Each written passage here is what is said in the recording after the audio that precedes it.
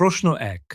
আমাদের প্রিয় নবী হজরত মুহাম্মদ সাল্লাল্লাহু আলাইহি ওয়াসাল্লাম আরবের কোনো বিখ্যাত বংশে জন্মগ্রহণ করেছিলেন?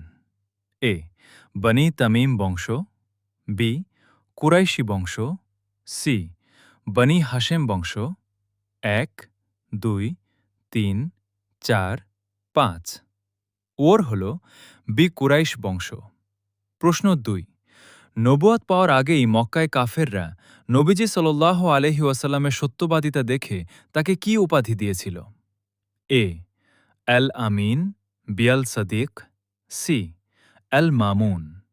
১, ২, ৩, ৪, ৫। উত্তর হল এ. আল আমিন। প্রশ্ন ৩। ছোটবেলায় নবীজি সাল্লাল্লাহু আলাইহি ওয়াসাল্লামকে লালন পালনের জন্য আরবে কোন গোত্রের ধাত্রী মা হালিমা সাদিয়া নিয়ে গিয়েছিলেন? এ. বনি তামিম, বি. বনি সাদ, সি. বনি আসাদ। ১, ২, ৩, ৪, ৫। উত্তর হল বি. বনি সাদ। ভিডিও ভালো লাগলে লাইক করবেন, একটা কমেন্ট করবেন।